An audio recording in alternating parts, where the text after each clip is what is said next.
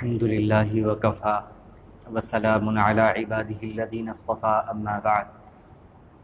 فاعوذ باللہ من الشیطان الرجیم بسم اللہ الرحمن الرحیم ولا تطع من اغفلنا قلبه عن ذکرنا واتبع هواه وکان امره فرطا صدق اللہ العظیم وقد قال النبی صلی اللہ علیہ وسلم المرء علی دین خلیلہ فَلْيَنْظُرْ أَحَدُكُمْ مَنْ يُخَالِلْ أو كما قال علیہ الصلاة والسلام اللہم صل علی سیدنا محمد وعلی آل سیدنا محمد وبارک وسلم صلی اللہ علی النبی الأمی صلی اللہ علی النبی الأمی۔ واجب الاحترام بزرگوں، قابل قدر دینی ایمانی بھائیوں اور بہت ہی عزت و احترام کے مستحق دور بیٹھی سن رہی عزیز ترین ماں اور بہنوں، گزشتہ ہفتے میں نے یہ بات بیان کی تھی کہ آج کے زمانے میں یہ جو سمجھا جاتا ہے کہ اسلام پر عمل کرنا مشکل ہے، اس کی بنیادی طور پر دو وجہیں ہیں۔ پہلی وجہ میں نے یہ بیان کی تھی اسلام کو نہ سمجھنا۔ جو لوگ یہ سمجھتے ہیں کہ اس زمانے میں اسلام پر عمل کرنا مشکل کام ہے، سچی بات یہ ہے کہ وہ لوگ دین اسلام کو نہیں سمجھتے۔ اور اس سے بڑھ کر میں کہتا ہوں کہ جو لوگ آپ کو دین اسلام کے احکامات پر اعتراض کرتے ہوئے نظر آتے ہیں تو ان کے اعتراض کرنے کی بنیادی وجہ بھی یہی ہوتی ہے کہ انہیں مس گائیڈ کیا جاتا ہے اور وہ صحیح طور پر اسلام کے احکامات کی واقفیت نہیں رکھتے۔ اس وجہ سے ان کے دلوں میں شکوک و شبہات اور ان کے دماغ میں اعتراضات پیدا ہوتے ہیں۔ اس کا حل کیا ہے؟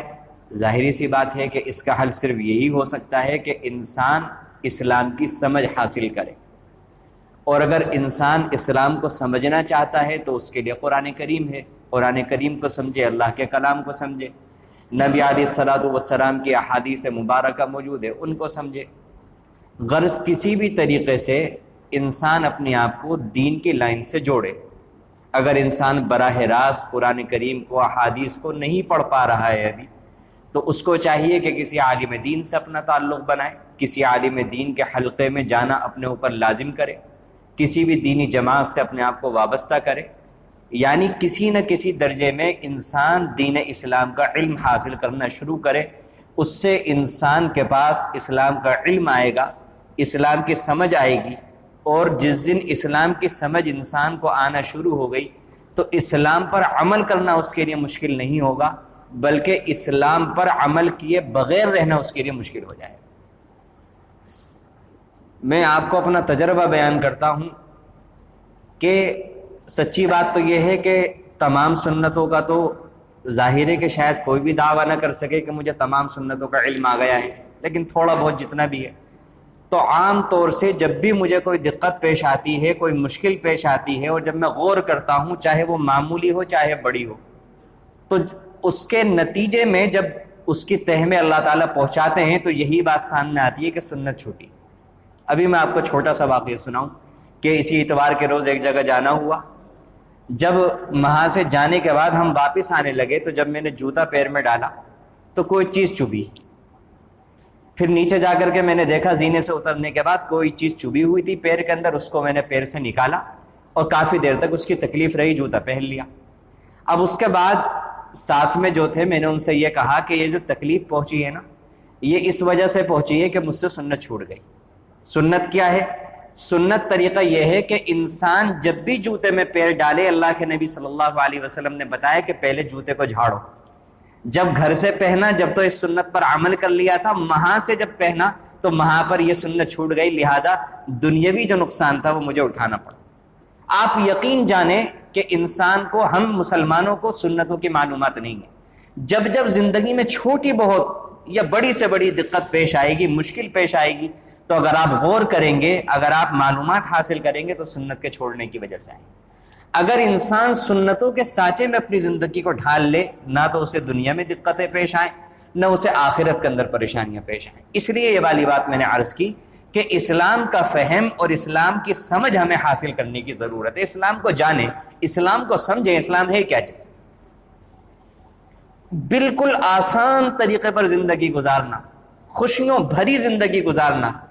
لائف کو انجوائے کرنا، اپنی زندگی کو مزیدار بنانا، یہ والا طریقہ اسلام بیان کرتا ہے۔ اسلام زندگی کو مشکل نہیں بناتا،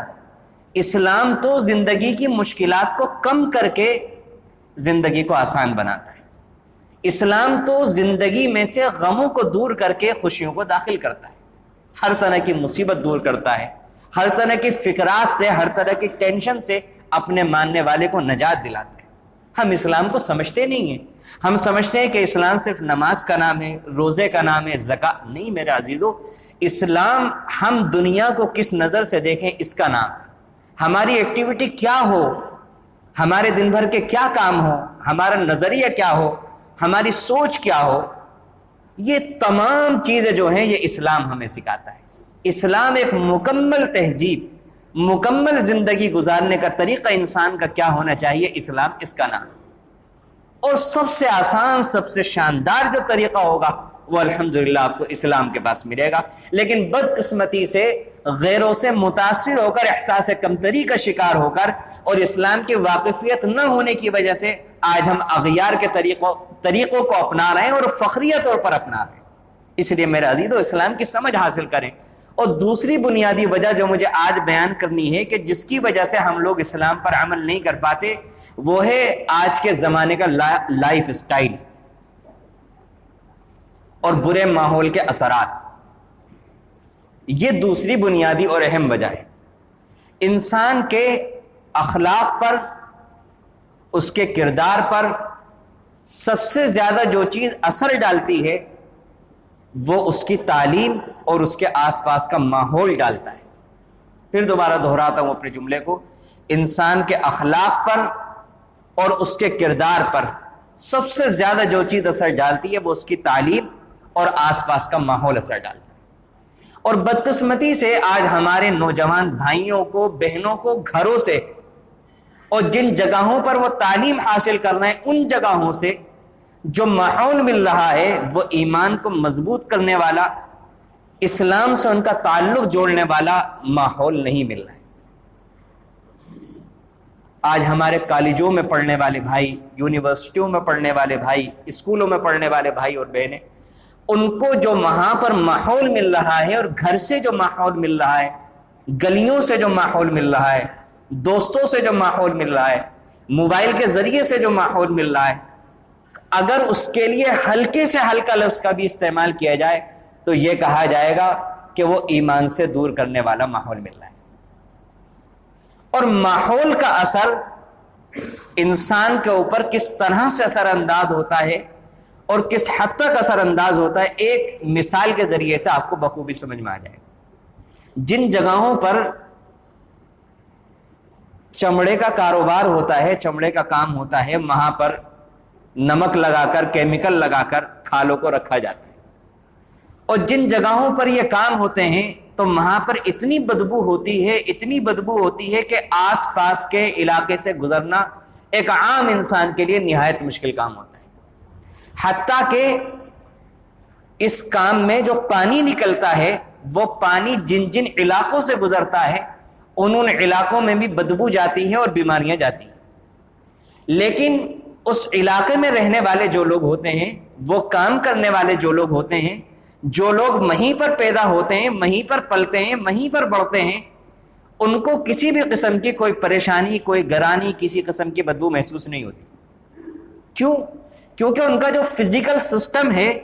وہ اس بدبو سے، اس اثرات سے، اس ماحول سے مانوس ہو جاتا ہے، اس وجہ سے نہ انہیں بدبو محسوس ہوتی ہے، نہ کسی قسم کی کوئی گرانی اور پریشانی ہوتی ہے۔ بالکل اسی طرح جب ہم اس ماحول کے اندر پیدا ہوتے ہیں، اس ماحول کے اندر پلتے بڑھتے ہیں کہ جہاں پر ہم اپنی گلیوں میں، اپنے کوچوں میں، اپنے محلوں میں اللہ کے علاوہ سینکڑوں دیوی دیوتاؤں کی پوجا ہوتے ہوئے دیکھتے ہیں، اسی طریقے سے ہم اسکولوں میں دوسرا ماحول دیکھتے ہیں، کالجوں کے اندر دوسرا ماحول دیکھتے ہیں، سرکاری دفتروں میں کچھ اور ماحول دیکھتے ہیں، عدالتوں کا دوسرا ماحول دیکھتے ہیں، تو ایک توحید والے شخص اور ایک ایمان والے شخص کو بھی ان شرکیہ کاموں سے کچھ نہ کچھ کسی حد تک، بلکہ اچھی خاصی حد تک مناسبت ہو جاتی ہے، وہ مانوس ہو جاتا ہے۔ اللہ کرے جو مثال بیان کرنے کے بعد میں نے جو جملے بولے ہیں، اللہ کرے کہ وہ ہمارے دلوں کے اندر اتریں اور کچھ احساس ہو کہ اس وقت کیا حالات پیدا ہو چکے ہیں، اور مسلمان اور مسلمانوں کی اولادیں کس حد تک شرک سے اور شرکی نظاموں سے مانوس ہو چکے ہیں کہ آج ایک مسلمان کو یہ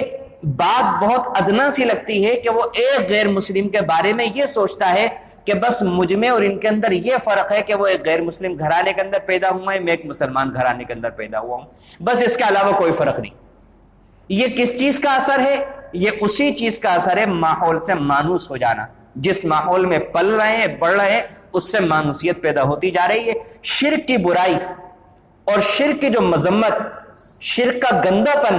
وہ ہمارے دلوں سے، ہماری غفلت، ہماری جہالت، ہماری لاپرواہی کے نتیجے میں ہمارے دماغ و دل سے اور ہماری آنے والے نسلوں کی دماغ و دل سے وہ چیز دور ہوتی جا رہی ہے، اور دشمنان اسلام اس سے فائدہ اٹھاتے جا رہے ہیں۔ اس کے برخلاف وہ لوگ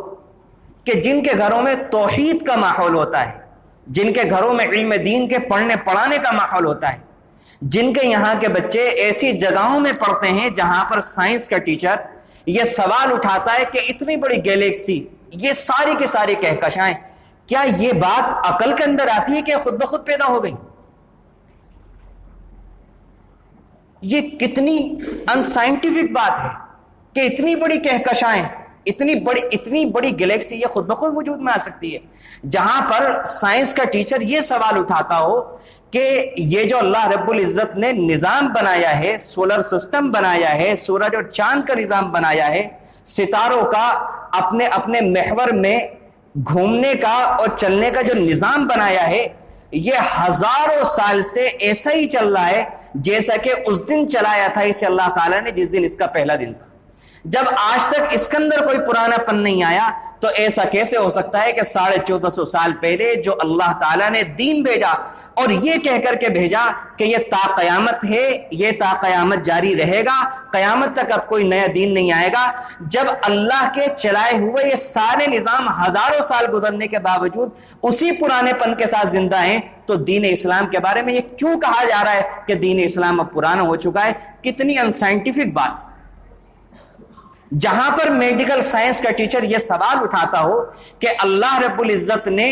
آنکھوں کی پتلی کے اندر جو لینس رکھے ہیں، یہ ہزاروں سال پہلے جس طرح کسی انسان کی پتلی کے لینس کام کرتے تھے، بالکل اسی طرح آج کے زمانے کے انسان کے بھی لینس کام کر رہے ہیں۔ تو جب اس کے اندر کوئی پرانا پن ہونے کی وجہ سے اس کے کام کے اندر کوئی فرق نہیں آیا، تو پھر اسلام کے ذریعے سے اللہ رب العزت نے جو طرز حیات اپنے بندوں کو دیا ہے، اس کے اندر کیسے پرانا پن آ سکتا ہے؟ یہ بھی تو پرانی چیزیں چل رہی ہیں، دیکھنے کا نظام، سننے کا نظام، بولنے کا نظام۔ حضرت آدم علیہ السلام بھی زبان سے بولتے تھے، ہم بھی زبان سے بولتے ہیں۔ حضرت آدم علیہ السلام کانوں سے سنتے تھے، ہم بھی کانوں سے سنتے ہیں۔ سورج کا کتنا پرانا سسٹم ہے، چاند ستاروں کا کتنا پرانا سسٹم ہے۔ جب یہ سارے کے سارے پرانے سسٹم چل رہے ہیں تو پھر اس کو کیسے کہا جا سکتا ہے کہ یہ جو اسلام اللہ رب العزت نے قیامت تک کے لیے بھیجا ہے، اس کے بارے میں یہ کیوں کہا جا رہا ہے کہ آؤٹ آف ڈیٹ ہو گیا؟ کیا اللہ رب العزت بھی ٹائم لیمٹ کے اندر آئیں گے؟ کیا نعوذ باللہ اللہ رب العزت کے دین کو یہ کہا جائے گا کہ اللہ کا دین پرانا ہو گیا، اللہ کی شریعت پرانی ہو گئی؟ آج ہمارے بچوں کو یہ تعلیم دی جا رہی ہے، ہمارے نوجوانوں کو یہ پڑھایا جا رہا ہے، اور ہمارے نوجوان بھائی اور بہنیں وہ چونکہ اپنے طور پر مضبوط نہیں ہوتے دینی تعلیمی اعتبار سے، علم و عمل کے اعتبار سے، تو وہ بیچارے متاثر ہو جاتے ہیں اور انہیں لگنے لگتا ہے کہ واقعی اسلام پرانا ہو چکا ہے۔ میرے عزیزوں، قابل احترام بزرگوں، میں پھر اپنی بات پر آؤں گا۔ نمبر 1 پر اسلام کی سمجھ حاصل کریں، خاص طور سے وہ بچے، ہمارے وہ بھائی وہ بہنیں جو اسکولوں کے اندر جا رہے ہیں۔ میں بار بار لے کر آتا ہوں اس جملوں کو۔ میرے عزیزوں، بہت بڑے بڑے علماء جن کی نگاہیں بہت گہری ہیں، جو دنیا کی ہم میں سے بہت سارے لوگوں سے بہت گہری واقفیت رکھتے ہیں دنیا کے ماحول سے، ان کا جملہ میرے دل کے اندر اتر چکا ہے۔ وہ یہ کہہ رہے ہیں کہ آج کے زمانے میں یہ کالجز، یہ یونیورسٹیاں، یہ ایمان کی قتل گاہیں ہیں، یہ ایمان کی قتل گاہیں ہیں۔ یہاں پر منظم طریقے پر مسلمان بھائیوں کا، مسلمان بہنوں کا ایمان چھینا جا رہا ہے، ایمان سلب کیا جا رہا ہے، اور باقاعدہ منظم طریقے پر پہلے سے پلاننگ کے ساتھ ٹارگٹ کیا جاتا ہے کہ اس بہن کو، اس بچی کو مرتد بنانا ہے، اور کسی غیر مسلم لڑکے سے اس کی دوستی کروائی جاتی ہے اور بھگوایا جاتا ہے،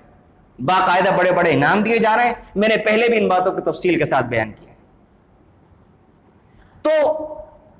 پہلی بات اسلام کی سمجھ حاصل کرنے کی ضرورت ہے۔ دوسری بات یہ والی بات جو میں نے ابھی بیان کی کہ آج جو ہم ماحول سے مانوس ہوتے جا رہے ہیں، اور ایسے ماحول کے اندر ہمارے بھائی اور بہنیں ہماری غفلت، کنجوسی کی وجہ سے ایسے اداروں کے اندر تعلیم حاصل کر رہے ہیں کہ جہاں پر ان کی گھٹی میں یہ بات پلائی جاتی ہے، جہاں پر ان کے دل کی گہرائیوں میں یہ بات اتاری جاتی ہے کہ اسلام پرانا مذہب ہے، آج کے زمانے میں سائنس کے دور میں اسلام ٹک نہیں سکتا، اسلام پر عمل کرنا بہت مشکل۔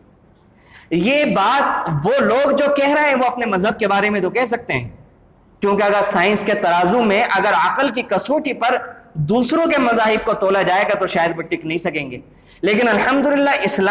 اسلام سائنس کے پلڑے کی بات تو بہت دور ہے، اسلام سائنس سے بہت آگے جاتا ہے، اور سائنس اپنی تمام تر ترقیوں کے باوجود قیامت تک اتنی ترقی پر پہنچ بھی نہیں سکے گی جتنا اسلام نے کائنات کے حقائق کو اور کائنات کی حقیقتوں کا انکشاف کیا ہے اور اس کو کھول کھول کر کے بیان کیا ہے۔ بہرحال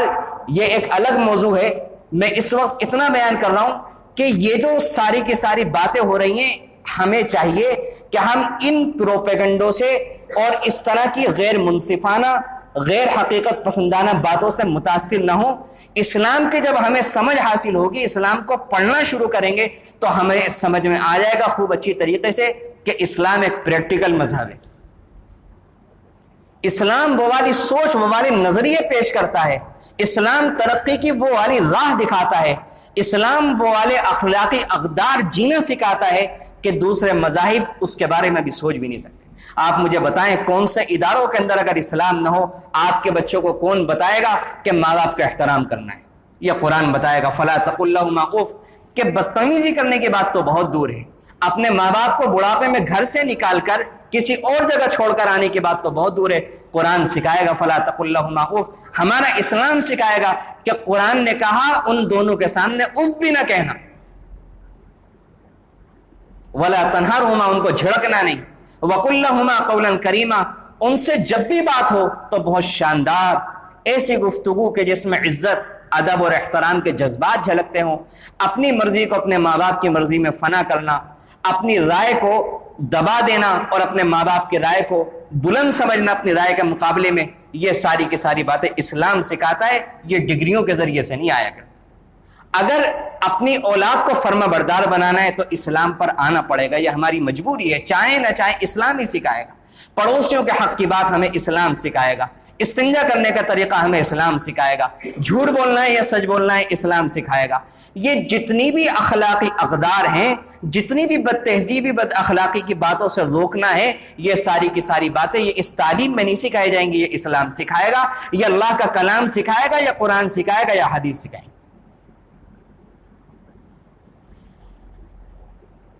یہ جو ماحول بنتا جا رہا ہے اور جس ماحول سے ہم متاثر ہو چکے ہیں، اس کا توڑ کیا ہے؟ اس کا حل کیا ہے؟ اس کا حل یہ ہے کہ انسان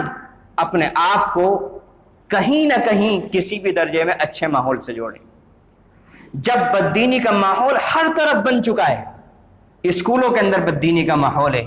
شرکیہ ترانے صبح صبح بچوں سے کہلوائے جا رہے ہیں، ہر طرف شرک ہی شرک نظر آ رہا ہے، آفسوں میں چلے جائیں، سرکاری اداروں میں چلے جائیں، کہیں بھی چلے جائیں، جب ہر جگہ شرک کانوں میں پڑ رہا ہے، شرک زبردستی کھلایا جا رہا ہے، پلایا جا رہا ہے، شرک گھٹی کے اندر ڈالا جا رہا ہے، دلوں کے اندر شکوک و شبہات پیدا کیے جا رہے ہیں، اس برے ماحول کا توڑ اچھا ماحول ہے کہ انسان اچھے ماحول سے یعنی دینی ماحول سے اپنے آپ کو وابستہ کرے، دینی مجلسوں میں جانا اپنے لیے لازم پکڑے، دینی خطابات سننا، علماء حق کی باتیں سننا، ان اللہ کے بندوں کی باتیں سننا کہ جن کی زندگی میں ان کے عمل سے آخرت کی فکر جھلکتی ہے، ان کی باتیں سن کر دل کے اندر کچھ اثرات محسوس ہوتے ہیں اور دل کے اندر کچھ تبدیلی آتی ہے اور انسان کو احساس ہوتا ہے کہ واقعی میری زندگی کتنی بامقصد گزر رہی ہے اور کتنا میں مقصد سے ہٹا ہوا ہوں۔ ایسے علماء کی مجالس کو لازم پکڑنا ہر زمانے میں ضروری رہا ہے، اس زمانے میں اس کا ضروری ہونا اور زیادہ اہم ہو جاتا ہے۔ دین کی کسی بھی لائن سے وابستگی جس درجے میں بھی ہو سکے انسان اپنے لیے لازم پکڑے۔ اگر کسی اللہ کے بندے کے پاس وقت ہے تو وہ جماعت میں جتنا وقت لگا سکتا ہے لگائے، اور سب سے اعلیٰ طریقہ یہ ہے کہ اگر انسان کر سکتا ہے اور اگر انسان ٹھان لے تو اس کے لیے کچھ بھی مشکل نہیں، وہ یہ ہے کہ انسان اللہ کے کلام کو براہ راست، جس کو میں بار بار کہتا ہوں کہ اللہ کے کلام کو سمجھے، قرآن کریم کا ترجمہ پڑھے اور تھوڑی بہت اس کی بہت مختصر سی تفسیر وہ سمجھنے کی کوشش کرے کہ میرا اللہ مجھ سے کہتا کیا ہے۔ براہ راست انسان جانے، براہ راست اللہ کے کلام کے ذریعے سے اللہ سے باتیں کرے۔ اس کے لیے اگر کوئی معلوم کرنا چاہے کہ بھئی کون سی تفسیر آج کے زمانے میں آسان ہے، بہت عام فہم ہے، تو تفسیر آسان قرآن حضرت مولانا مفتی تقی عثمانی صاحب دامت برکاتہم العالیہ کی بہت آسان، بہت مختصر، بہت جامع تفسیر، بہت مختصر ہے۔ بہت آسانی کے ساتھ آپ 2 آیتیں، 3 آیتیں روز کا معمول بنا لیں اور 2 3 آیتیں سمجھتے جائیں، پڑھتے جائیں۔ میں دعوے کے ساتھ کہتا ہوں رب کعبہ کی قسم، جو انسان قرآن کریم کے توحید والے مضامین کو پڑھ لے، رب کعبہ کی قسم دنیا کی کوئی طاقت اسے مشرک نہیں بنا سکتی۔ جو انسان اللہ تعالیٰ نے جو توحید کے مضامین قرآن میں بیان کیے ہیں، کتنی بھی آندھیاں آ جائیں، کتنے بھی طوفان آ جائیں، وہ انسان بدعمل ہو سکتا ہے، گناہ گار ہو سکتا ہے، مشرک نہیں ہوگا، مرتد ہو ہی نہیں سکتا۔ اگر توحید کے مضامین قرآن نے جس انداز میں بیان کیے، عقل حیران رہ جاتی ہے کس طریقے پر قرآن کریم نے بیان کیا ہے کہ عقل کو لا کر کے قرآن کریم لاجواب چاروں خانے چت کر دیتا ہے کہ شرک یہ ہو ہی نہیں سکتا ہے۔ تو بالکل ان سائنٹیفک بات، بالکل غیر عقلی بات ہے۔ قرآن کے اگر آپ دلائل پڑھیں گے عقلی، ایسے زبردست دلائل جو کھیت میں کام کرنے والے ایک ان پڑھ کسان کو بھی لگے گا کہ زبردست دلیل ہے، اور ایک سائنٹسٹ پڑھے گا تو اس کو بھی لگے گا کہ ایسی زبردست دلیل ہے، اس کے بعد کسی دلیل کی ضرورت ہی نہیں۔ قرآن ہے، قرآن اللہ کا کلام ہے۔ قرآن خود منواتا ہے اپنا لوہا کہ میں اللہ کا کلام۔ قرآن کے بارے میں کسی کے بیان کی ضرورت نہیں ہے۔ قرآن کو جب انسان پڑھتا ہے تو اس کا دل خود کہتا ہے کہ میں قرآن ہوں۔ قرآن خود منوا لیتا ہے میں اللہ کا کلام۔ احادیث پڑھیں اللہ کے نبی صلی اللہ علیہ وسلم کی،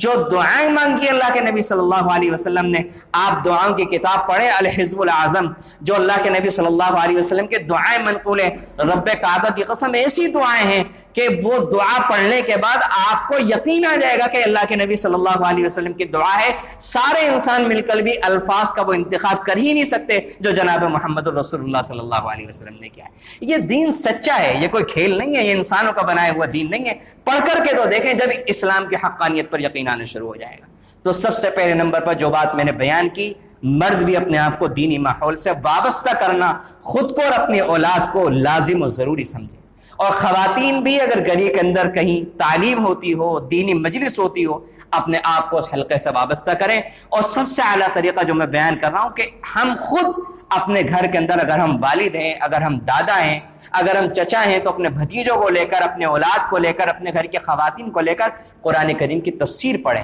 2 آیتیں، 3 آیتیں، عشاء کے بعد کا وقت مناسب ہو وہ متعین کریں، مگر جس وقت بھی ہم سب جمع ہو سکتے ہو 5 منٹ 10 منٹ کے لیے اس عمل کو کرنا شروع کریں۔ اسلام کیسے دل میں اترنا شروع ہو جائے گا، کیسے زندگیوں میں جب آنا شروع ہو جائے گا، تو اس کی برکتیں آپ کھلی آنکھوں دیکھیں گے، کھلی آنکھوں برکتیں نظر آئیں گی۔ یاد رکھیے گا،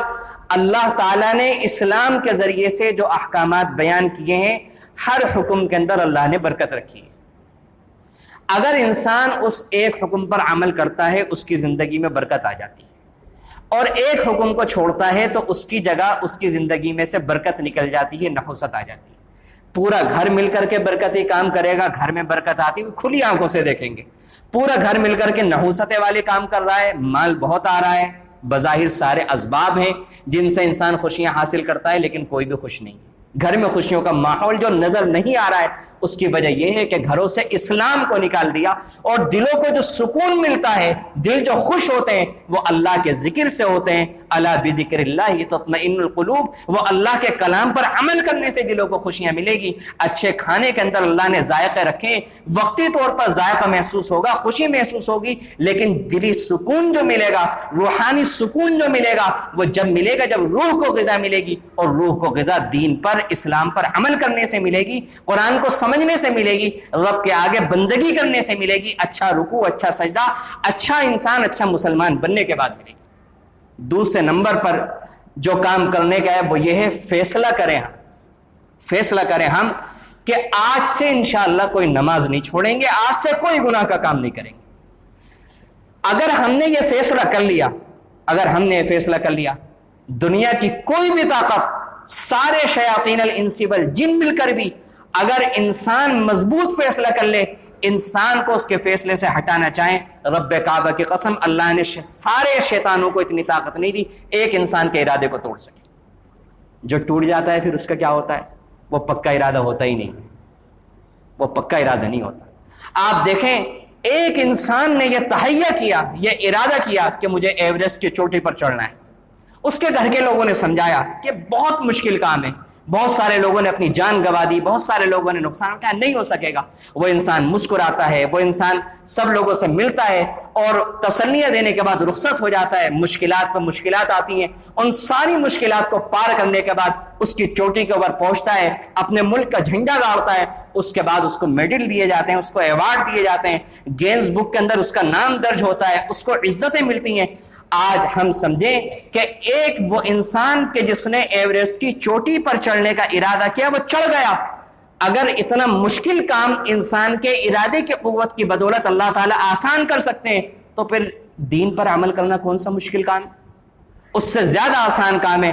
مسئلہ یہ ہے کہ آج تک ہم نے ایسا ارادہ کیا ہی نہیں کہ اب کچھ بھی ہو جائے، دنیا ادھر سے ادھر ہو جائے، آج کے بعد ہم نماز نہیں چھوڑیں گے، گناہ نہیں کریں گے، ایسا ارادہ ہم نے نہیں کیا۔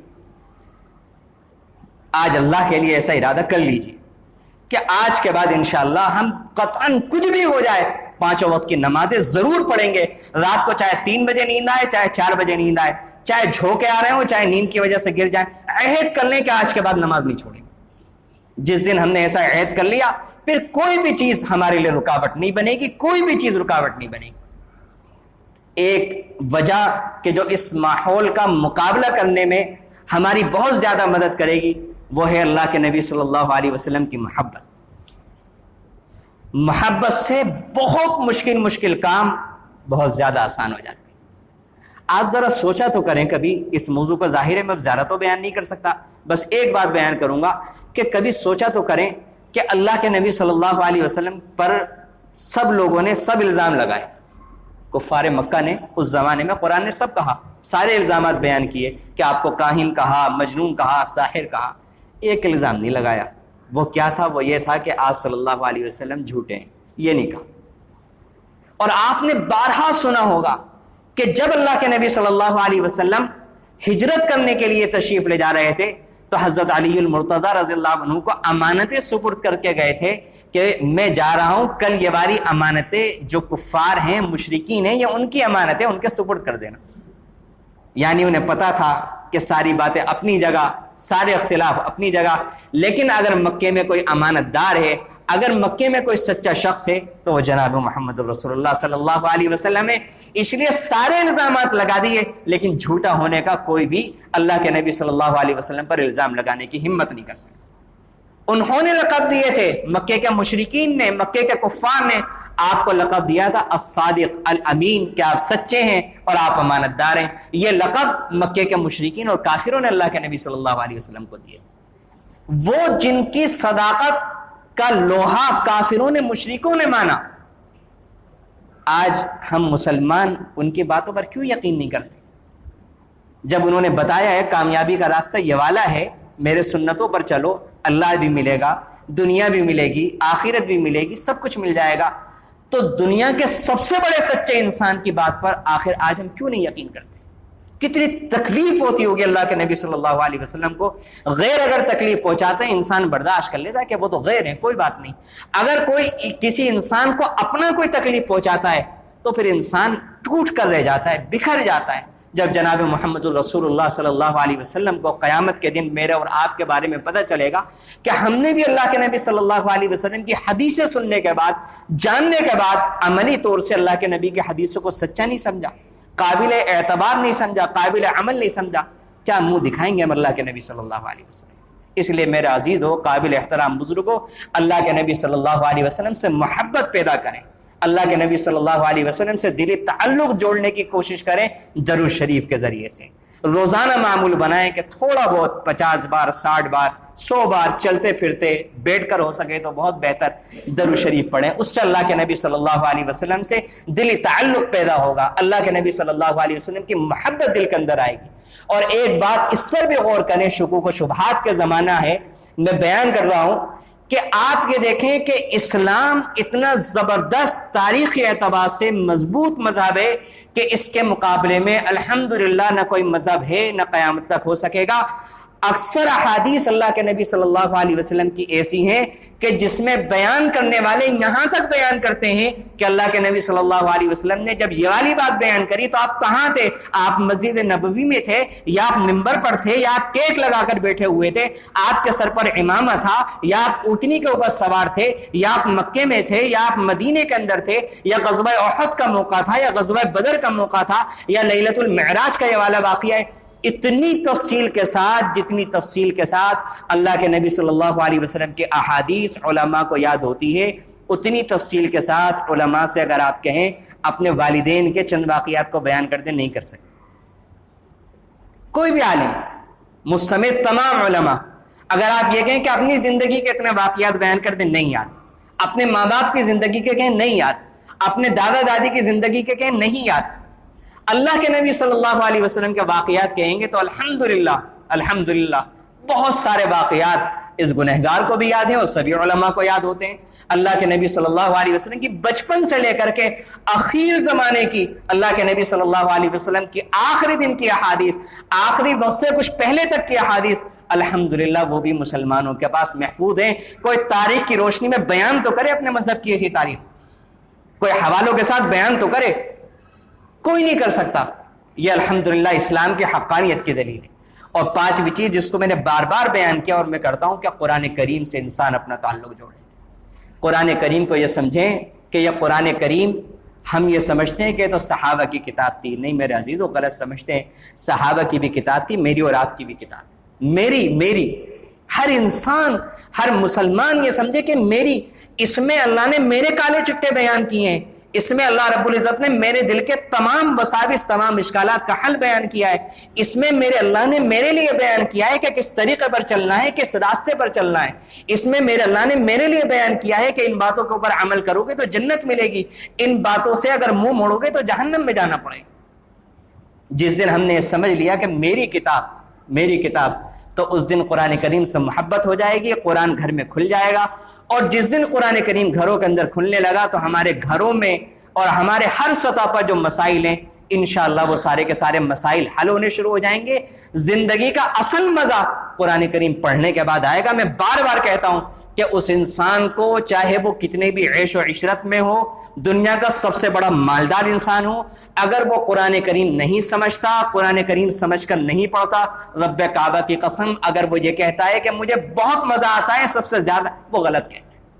پڑھ کر کے دیکھیں قرآن کریم، اس گنہگار کے کہنے سے کھول کر کے دیکھیں، سمجھ کر کے دیکھیں، پھر جو روحانی طور پر سکون آئے گا، پھر جو روحانی طور پر مزہ آئے گا، پھر آپ دیکھیے گا، پھر آپ بتائیے گا کہ زندگی کا مزہ اسے کہتے ہیں یا جن چیزوں میں ہم تلاش کر رہے تھے زندگی کا مزہ وہ ہوتا ہے۔ پھر میں اپنی بات کو خلاصہ پھر میں بیان کروں گا کہ میں نے یہ بیان کیا پچھلے ہفتے اور اس ہفتے اس کا خلاصہ بیان کر رہا ہوں کہ اسلام پر عمل نہ کرنے کی بنیادی طور پر دو وجہیں ہیں۔ ایک اسلام کو نہ سمجھنا، اس کا حل یہ ہے کہ انسان اسلام کو سمجھے۔ دوسری بنیادی وجہ ہمارے آس پاس کا جو برا ماحول، گندا ماحول جو ہے، جہاں پر ہمارے بھائیوں کو، بہنوں کو، ہمارے بزرگوں کو، ہماری خواتین کو، سب کو وہ والا ماحول مل رہا ہے جو اسلام مخالف ہے۔